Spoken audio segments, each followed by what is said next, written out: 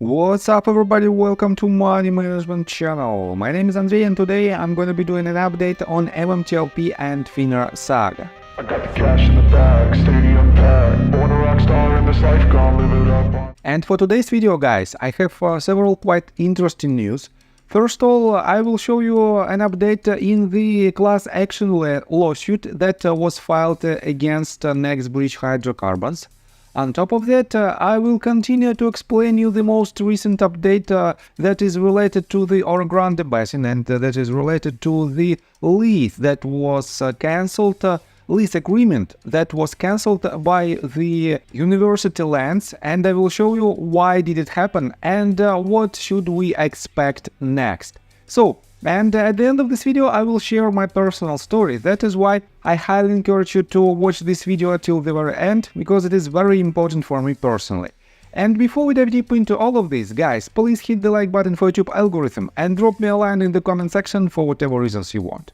And let's start with this tweet that was published by Junk Savvy, and as you can see, Meta News reposted it. And Junk Savvy wrote, "Breaking news.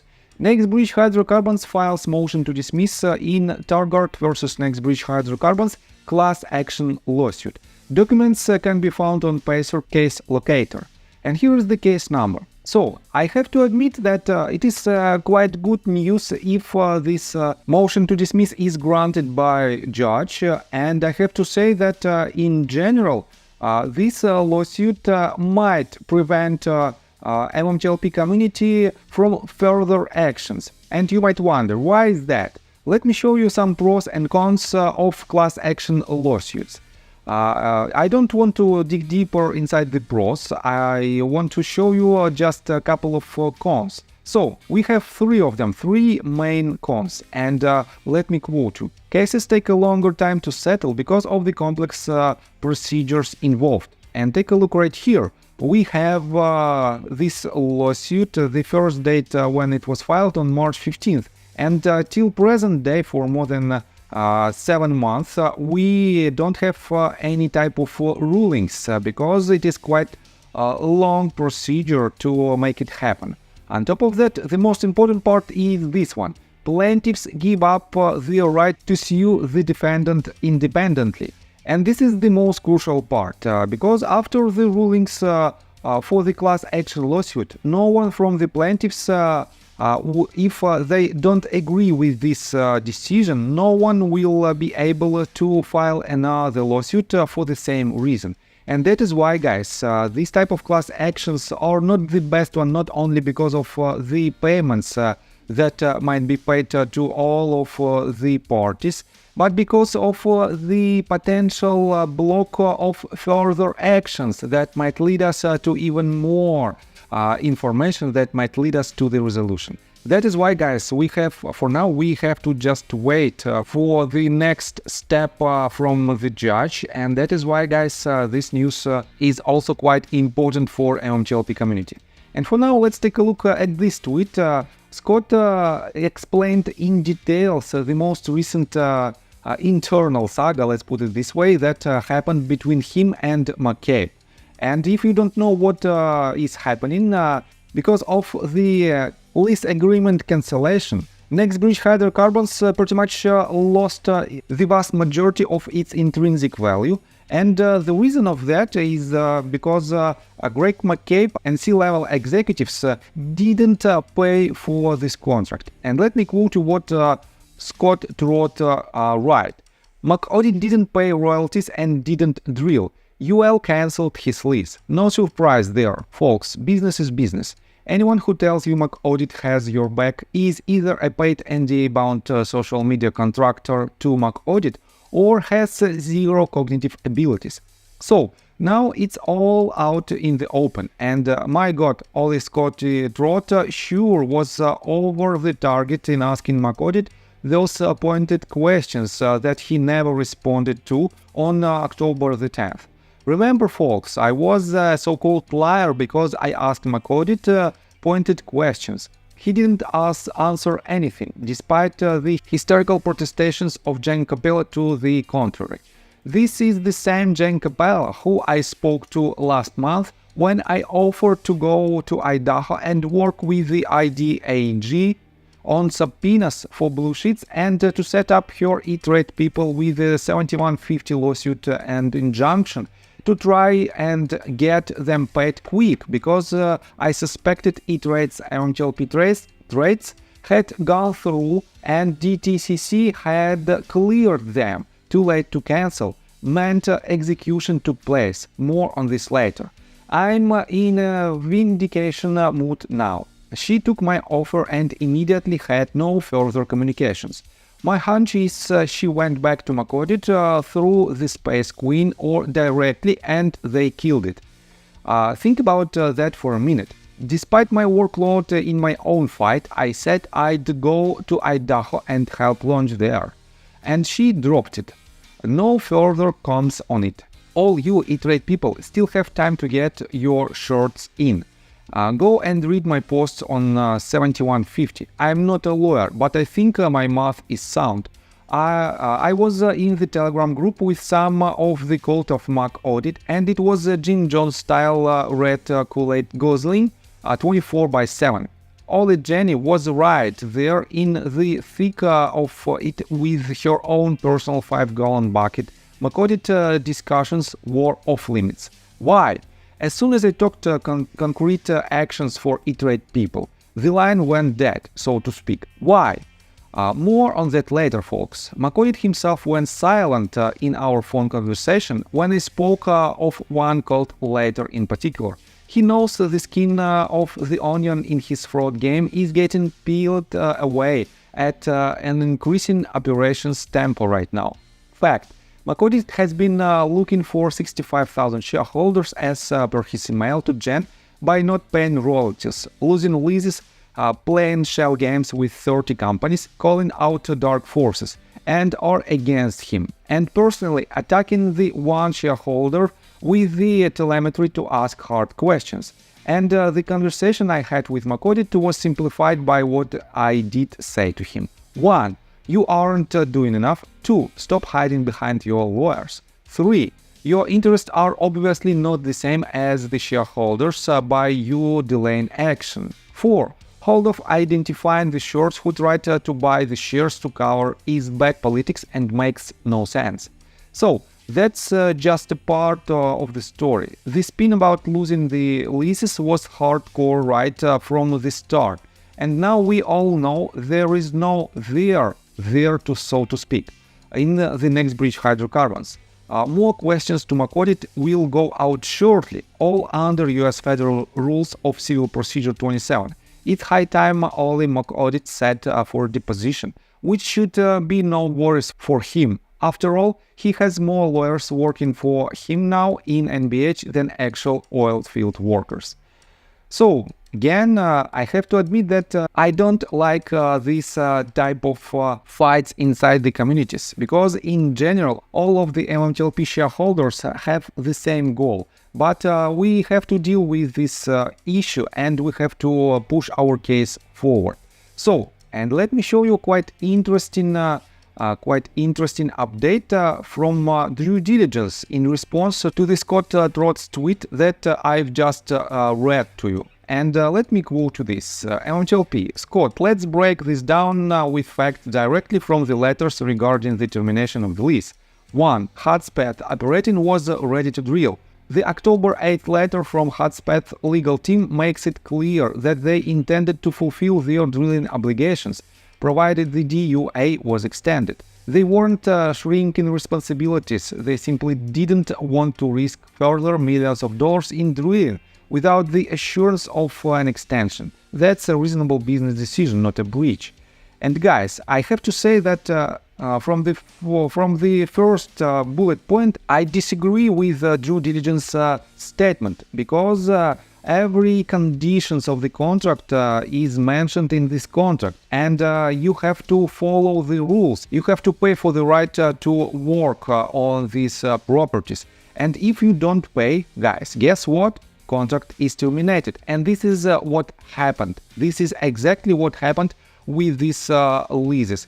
And definitely, since May of this year, NextBridge Hydrocarbons didn't pay any fees for this land. And guys, at minimum, they have to pay $1 per acre. And we know that there is 134,000 acres. This means just $134,000 payment should be made. But for some reasons, they didn't do it.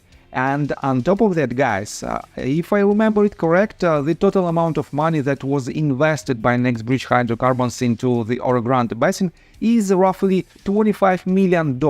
And compare these two numbers, $25 million on the one side and just $134,000 on the other side. Is it a good decision to save $134,000 in order to lose $25 million? I think it is not. And that is why, guys, we have to push our case forward despite the fact that for now the intrinsic value of the company is much lower than we expected. But it is what it is. On top of that, let me show you that some people of MMTLP community wanted to protect Greg McCabe. For example, Paul T. wrote this. Was it responsibility of the NBH CEO to be certain all requirements of the UL lease were met? Yes. Should we now take action to go after NBH for all records? No. Rational. McCabe has initiated the action to restore and renew the UL lease. Although he is to blame for this situation as CEO, he has taken the proper steps by retaining legal counsel and will fight this to the end. Upon reading the reason for termination and non-renewal of the UL lease, it is my opinion that the UL misread and possibly misunderstood NBH's true intentions towards the development of the Orogrande. And guys, in my opinion, this statement is also, let's say, misleading, because every condition is mentioned in the contract itself. And if you have the contract with the pure directions, with the pure rules, what should you do in order to work on the property itself, you have to pay the bills. And if you don't pay it, basically you will lose the right to develop this property. On top of that, guys, for now, Greg McCabe potentially might be involved in another set of litigations because of this reason. And we know that his lawyers wrote a letter in response to the decision of university lands. And I think it might worth much more than $134,000 that NBH didn't pay for this contract. And this is another bad step that were made by the C-levels executives. On top of that, take a look right here. Scott responded to Paul and he wrote, "Paul, step away from the Kool-Aid. McCabe is going down like an oil tanker with a broken keel. Same for all his pals and intimates here who led everyone to slaughter in getting them to transfer their shares to ST. Call your lawyer and ask him if AST people are trapped in bankruptcy. Call your lawyer and ask if the people who were giving financial and legal advice on X, the token heads, to place their shares in AST are in trouble. Do some homework, Paul. Ask your lawyer why a guy devoted to NBH has 30 shell companies, and then ask your lawyer what recourse you have after December the 9th. So guys, and for now, I disagree with Scott's statement, because I don't think that people who transferred their shares to ST are trapped in bankruptcy, because you know that Rosa Towell, the person who filed the first lawsuit back in December of 2022, right after the U3 halt, she made a statement and she told us in one of her videos that the judge should make his decision in favor of all shareholders, regardless of the place where their shares are located. And I have to say that it makes sense for 100%, because it doesn't matter where your shares are located. You have to have the same rights as any other shares of the company. And that is why I completely disagree with this statement. So let me show you another tweet from Scott that he published just a couple of hours ago. He wrote this tweet: "Let the Space Queens chew on this. Maybe you all did the math, figure out that with 600 to 700 million oversold shares in NBH, there was no way McAudit could ever have a profitable field on the Orogrande, and he was going to get smashed into subatomic particles with various Nevada state law claims and lawsuits ad infinitum.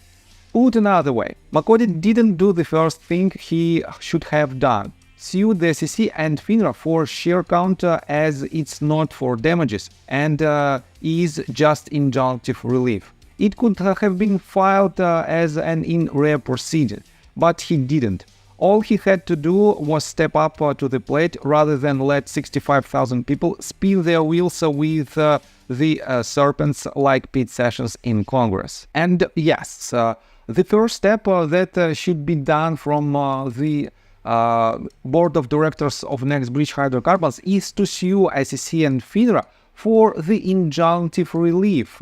And if it happens, guys, it could change a lot in the entire case, because this lawsuit had to protect all the evidence of the actions that were performed back in 2021 and 2022, right before the U3 halt. But unfortunately, it didn't happen, and that is why, guys, we are still here and we are fighting. We are fighting to see the resolution.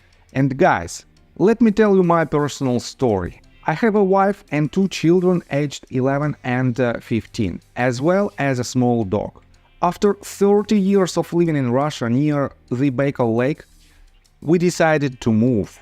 Now we reside in Serbia. Although I don't own any MMTLP shares, I invest a lot of time creating daily MMTLP videos. I have been doing this every day without days off and holidays for more than 1.5 years.